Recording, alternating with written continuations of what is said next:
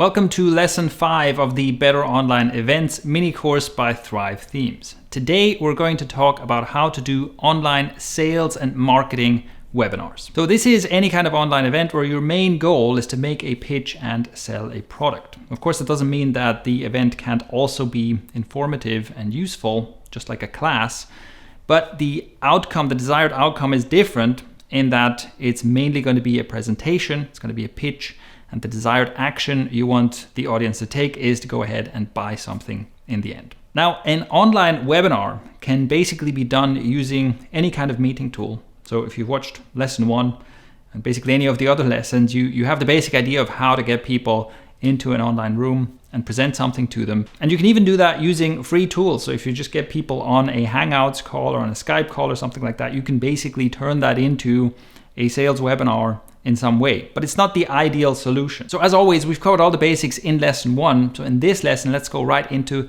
how to actually optimize your setup for a sales webinar and get the most out of that. So let me walk you through some of the most important points of a good webinar setup. And let me also just say right away, this is not my favorite setup because I don't have access to my favorite setup. There's a separate video where you can see more about that. Basically, I don't have a standing desk. I prefer to stand while presenting. I don't have access to my Webinar Jam account right now, which is my favorite tool to use. And so instead, I'm going to use Live Webinar. I'm going to be sitting. This is basically the setup that I can make happen. Although a lot of these things, these preferences are really detailed. Some of the most important things that will help me do a smooth and effective webinar presentation, I can do pretty much anywhere. The most important part of the setup, as we've discussed in a previous lesson, is to have 2 screens. You can do a sales webinar on a single screen. It's just going to be way more difficult. So I'm going to go right ahead and show you the 2 screen setup here. And in terms of our setup of everything else, again, we have covered these basics in previous videos. So I have external audio. I have a webcam mounted on the top of my laptop so that it's more or less eye level. I have good lighting, etc., etc. So let's get right into the things that make a webinar different. So on our 2 screen setup, what I have is on my main screen, on my laptop screen, this is basically where I have my notes and tools. And on the second screen, this is entirely dedicated to presentation. And let me quickly show you how I set this up. So this here is a Google Slides presentation. And this could be any kind of whatever presentation tool you want to use.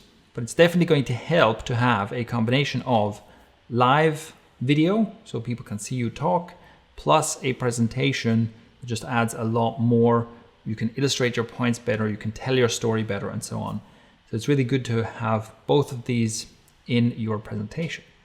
So on this screen, I have my Google Slides, and here's what we're going to do. I'm going to get the notes here. This gives me a separate window with notes and controls that I'm going to drag into my main screen where I do all of my admin stuff. And then up here, I'm going to go full screen on this. There we go. So the presentation slides now cover the entire screen. Down here, I have my webinar tool, which is Live Webinar in this case. And what I'm going to use, and this is Windows, I'm going to use the snapping feature. So I drag this to the right corner here. And this gives me a split screen view of my notes and my webinar tool. And then I'm going to drag this over a bit, resize this a bit to make it like 1/3, 2/3, something like that. And this means that I can control my presentation here, right here, without having to actually go onto my presentation screen. And that makes it a bit easier. I don't have to switch in and out of different tools. It basically means I can be interacting with my webinar tool over here. And then I can simply switch here and start moving through my slides again without having to interfere with my presentation screen. So that just makes that a little neater. Also, if I have notes along with my slides, all of my notes will appear right here as well without obstructing the view of the presentation. Then in my webinar tool, what I'm going to do is I'm going to share the screen. So I'm going to choose to share the screen, screen number 2. And I'm sharing the entire screen. I'm not just sharing the application, I'm not just sharing the slides, I'm sharing the entire screen, because that makes a few things a bit easier. For example, if I want to switch between my slides and showing something, showing how to use a software tool, showing something on a website, anything like that, I can do that right away by simply dragging anything I want to show to my attendees onto my presentation screen. So for example, here I simply have a browser window open where I can show something to the people attending the webinar, and I can very easily switch back and forth. So I can switch back using Alt-Tab. I can switch back into my presentation. I can basically switch back and forth between my website and my presentation. And I can do that very rapidly. And also because my Alt-Tab switching menu actually appears on my main screen, it doesn't appear for all of my attendees. So this is the cleanest way to switch between different tools I want to show in a very smooth manner, right? People watching my webinar will basically not be interrupted by anything. They won't even see how I'm doing this. And that's the cleanest solution. And then in our webinar tool, of course, I can manage everything else as well. So in most webinar tools, you have things like polling options where you can show polls or surveys to people. You can display a call to action. You can create and display calls to action. And you can manage all this, again, without interfering with the presentation. The people attending your webinar will always just see your camera feed and the presentation, and then whatever other things you layer in, without ever getting obstructed or without the stuff you use to actually manage the event ever getting in the way. That's basically why I favor a 2-screen setup so much. And if you're going to be doing a lot of marketing and sales webinars, it's absolutely worth investing in a second screen in order to get all this. It's basically small conveniences and removing of friction. It's absolutely worth doing because it just makes your whole event look and feel much more professional. Now, like we've talked about throughout this mini course, preparation is everything. It makes a huge difference between a good and the bad event is how well prepared you are. And for a sales webinar, one, you want to have a good sales presentation, you want to have a good pitch, and you want to have practiced that. And you want to make sure, one of the best ways to do this is to actually use your webinar tool to just do a demo run to an empty room. So that's what I'm doing right now, actually. So in live webinar, I've just started an event with no one there except me. And I can actually start and record this event, and I can run through my webinar presentation, and I can watch back the recording of that. And this is a great way to get an idea of what it's actually like for someone to attend. And you can see if there are parts in your presentation that are maybe a bit unclear or where it gets a bit boring, you can start polishing that out. So if the time you give your webinar presentation to a live audience isn't the first time, it's going to be that much better. If it's the second or third one, it's going to be that much better. And doing this kind of dry run will also help you iron out any kind of technical issues with the audio, with the camera, whatever there is, and give you a much cleaner run once you actually do the live thing.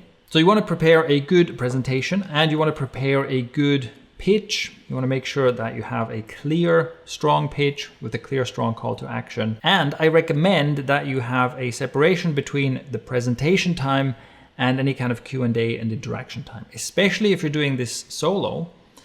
Something that can really derail a webinar is if you are starting to present, you're going through, and then in the chat box, you start seeing stuff show up. If you have a large audience, if you have 100 plus people, almost guaranteed a couple of them will have some technical issues. They won't be able to hear you or see you or whatever. This is stuff you want to get sorted out in the beginning if possible, but it's especially important not to get distracted by this kind of stuff, right? It's important that while you're presenting, you're not seeing chat messages and getting derailed. And one way to deal with this is you can minimize the chat like this to make sure that you're not seeing a constant feed of distraction while you're presenting. And you can tell your attendees, okay, I'm going to present here, we're going to go through this, and then at the end, we're going to have Q&A. And in many tools, there are some moderation features. So for a webinar event, you want to make sure that by default, everyone who joins is going to be muted. You don't want to have loads of people all sharing their audio and video and distracting each other. So ideally, everybody is muted, only you can present. And in the case of live webinar, there are some options here. So there are different presentation styles, and one of them is webinar for this kind of thing that I'm talking about. The other one is meeting for, okay, everybody sees everybody and is interacting. So we want to be using the webinar style, and we can also switch modes. So right now I'm in presentation mode, which again means everybody is just listening to me while I'm going through my thing. And I can then switch to Q&A mode explicitly. I can say, okay, this is it. This is my presentation. Now let's do Q&A. So you switch into modes where, in this case, participants can ask to be unmuted and you can talk to them, or you can even just say, okay, now I'm going to go through chat messages. I'm going to start answering the most important questions. On the technical side, the most important thing here is, again, you have to know how to do these things. You have to know what the experience looks like for an attendee. You have to know how to look through and moderate and reply to questions and chat messages and so on. Make sure that you've done at least one dry run before you go into the live event. All right, that's our guide for how to set up an online sales and marketing webinar. I hope you've enjoyed this series so far. If you have, please leave a like. It helps more people find these videos. And if you have any questions or feedback, feel free to leave a comment below.